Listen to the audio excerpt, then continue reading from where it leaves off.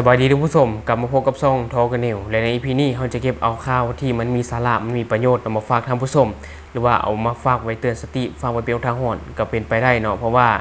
คนที่มีรถมีลูกมีหลานอันนี้ก็ควรฟังเอาไว้มันจะเป็นประโยชน์ต่อท่านอย่างแน่นอนเนาะเพราะว่า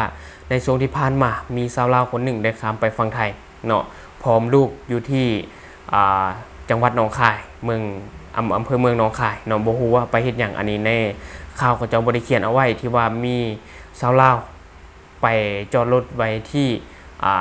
หน้าตลาดของถมเนาะเพื่อที่จะลงไปซื้อเครื่องแต่ว่า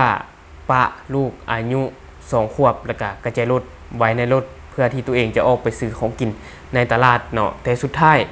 ประตูล็อกทั้ง4 บานเนาะล็อกอัตโนมัติเลยและไขบ่ได้จนได้แจ้งหน่วยกู้ภัยมาช่วยเนาะอันนี้ก็เป็นอุทาหรณ์สำหรับท่านผู้ชมซึ่งข่าวตัวนี้เนาะเขาจะเอามาจากเพจเลาะรั้วหนองคายซึ่งว่าเป็นเพจข่าวของไทยเนาะซึ่งในข่าวเพิ่นก็ได้เขียนเอาไว้แล้วนี่ท่านผู้ชมเตือนภัยให้ระมัดระวังเด็กน้อย2 ขวบติดอยู่ในรถแม่สาวลาวขับรถจอดจะไปซื้อของในตลาดของถมทิ้งลูก2 ขวบและกุญแจไว้ภายในรถเนาะ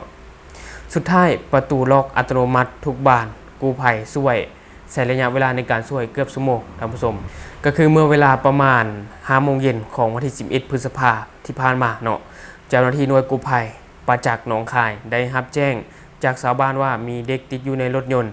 ที่จอดอยู่หน้าตลาดของถมบริเวณสถานีรถไฟหนองคายอำเภอเมืองหนองคายจังหวัดหนองคายพอเจ้าหน้าที่ไปถึงที่เกิดเหตุก็พบรถยนต์ Isuzu รุ่น Mil X สีขาวหมายทะเบียนนครหลวงเวียงจันทน์เนาะจอดอยู่ในที่จอดรถแต่ว่าบ่ได้ติดเครื่องยนต์เอาไว้หรือว่าบ่ได้ติดจักรเอาไว้เนาะแต่ว่าภายในรถมีเด็กหญิงอายุ2 ขวบกับ3 เดือนชาวลาวเดินไปมาภายในรถหรือว่าย่างไปมาภายในรถหั่นเนาะโดยมีผู้เป็นแม่พี่น้อง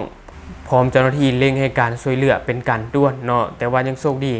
ฝนตกโปรยปลายลงมาจึงเฮ็ดให้อุณหภูมิในรถบ่สูงหลายจนเกินไปเนาะทางเจ้าหน้าที่กู้ภัยก็ต้องได้พยายามสอดลอดเข้าไปเพื่อดึงตัวล็อกออกส่วนญาติก็พยายามเรียกหรือว่าเอิ้นลูกหลานอย่างต่อเนื่องเพื่อให้เด็กพยายามเปิดที่ล็อกประตูแต่ก็บ่สามารถดำเนินการได้เนื่องจากเด็กอายุยังน้อยเนาะเลยบ่ฮู้ท่ามกลางความรุนระทึกของผู้ปกครองและชาวบ้านในพื้นที่เป็นอย่างมากหรือว่าเป็นจำนวนลงหลายหลังจากเวลาผ่านไปนานกว่า1 ชั่วโมงจึงเปิดประตูออกมาได้คุณแม่หรือว่าผู้เป็นแม่ก็รีบอุ้มลูกเข้ามาในอ้อมกอดด้วยความดีใจของครอบครัวและความดีใจของชาวบ้านจำนวนหลายและที่ผ่านไปก็คือเนื้อในข่าวที่ทางเพจข่าวของไทยเขาเจ้าได้เขียนเอาไว้เนาะซึ่งข่าวนี้มันก็จะเป็นอุทาหรณ์ให้กับหลายคนแล้วก็มันจะเตือนสติหลายๆคนเนาะที่เข้ามาเบิ่งคลิปนี้มันก็จะมีความรู้ต่อกับท่านผู้ชมดึงสติท่านผู้ชมเอาไว้ในการพาลูกพาหลานไปใส่กระตามแต่ท่านผู้ชมบ่ควรทิ่มให้เด็กน้อยอยู่ในรถตามลำพังเนาะอีกอย่างในกรณีนี้ในการปาเด็กน้อยหรือว่าลูกอายุ2 ขวบกับ3 เดือนท่านผู้ชมปาไว้ในรถกระแจก็อยู่ในรถโทรศัพท์ก็อยู่ในรถแล้วรถพาบ่ได้ติดจักรเอาไว้เนาะยังดีที่ว่าในนั้นเป็นช่วงแรงเนาะต่อกับเหตุการณ์นี้นะเหตุการณ์ที่มันเกิดขึ้นนี่มันเป็นช่วงแรง 5 โมงเย็นท่านผู้ชมถ้าว่ามันเป็นตอนสวย1 โมง 2 โมงในอากาศร้อน30 ปลาย 40 องศานี่นะท่านผู้ชมลองคิดภาพตามเบิ่งแม่ทางว่าอากาศร้อน30 ปลาย 40 องศาอยู่ภายในรถโดยที่บ่ได้ติดจักรรถเอาไว้นี่นะท่านผู้ชมมันจะร้อนหลายส่ำใดอุณหภูมิอยู่ภายในรถเนาะแล้วมันก็มีข่าวหลายอยู่ในโซนที่ผ่านมาที่ว่าอยู่ในรถแล้วบ่ได้ติดจักรรถเอาไว้นะจนเฮ็ดให้อุณหภูมิลดสูงแล้วเฮ็ดให้คนหมดสติอยู่ภายในรถอันนี้ก็เป็นไปได้ท่านผู้ชมจะได้ก็ฝากเตือนเอาไว้อันนี้ก็เป็นข่าวอุทาหรณ์ให้กับหลายคนว่าจะพาลูกไปใส่กระตามแต่เนาะซึ่งเชื่อว่าหลายคนมักจะเฮ็ดที่ว่าอยากออกไปซื้อเครื่องแบบว่ามันยุ่งยากเนาะบ่อยากเอาลูกไปนำอยากหิบไปหิบมาหรือว่าฝาวไปฝาวมานะโดยที่ป้าลูกเอาไว้ในรถเนาะให้ลูกอยู่รถ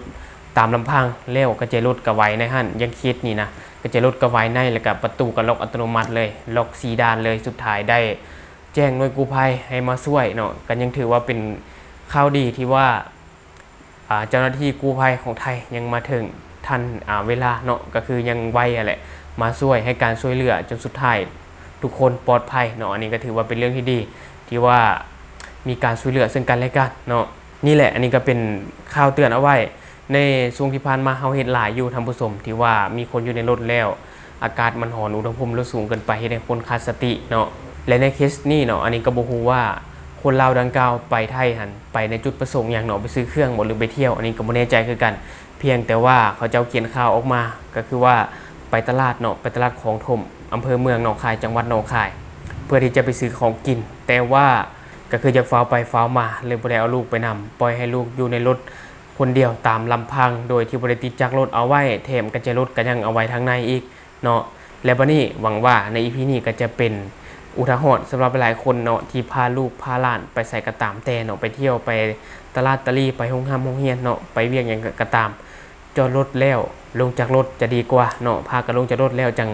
เข้าไม่ก็ได้หรือว่าถ้าว่าจะอยู่ในแท้ๆเอาก็ใจรถออกไปแล้วติดจักรเอาไว้เพื่อที่จะให้อากาศเข้าไปในรถแล้วบ่ให้อุณหภูมิมันลดสูงเกินไปเนาะท่านผู้ชมอันนี้ก็ฝากเตือนเอาไว้สำหรับใครมีข้อมูลก็มาแชร์กันในต่อกับเหตุการณ์นี้เนาะเพื่อความปลอดภัยของทุกๆคนนั่นแหละอันนี้ก็คือข้อมูลเล็กๆน้อยๆที่เก็บมาฝากท่านผู้ชมในมื้อนี้เนาะสำหรับท่านผู้ชมคนใดที่เบิ่งคลิปของเราแล้วรู้สึกว่าคลิปของเรามีสาระหรือว่ามีประโยชน์ก็อย่าลืมกดติดตามช่องเพื่อเป็นกำลังใจให้เราได้ผลิตคลิปดีๆแบบนี้ออกมาเรื่อยๆหรือสำหรับท่านผู้ชมคนใดมีความคิดความเห็นอยากตำหนิติเตียนหรือว่าอยากประกอบส่วนข้อมูลก็สามารถฝากไว้ได้ภายใต้คอมเมนต์ของเราแล้วเราจะเข้าไปอ่านและก็ตอบแลกเปลี่ยนประสบการณ์นำกันอย่าลืมสนับสนุนกันด้วยการกดติดตามช่องขอขอบใจ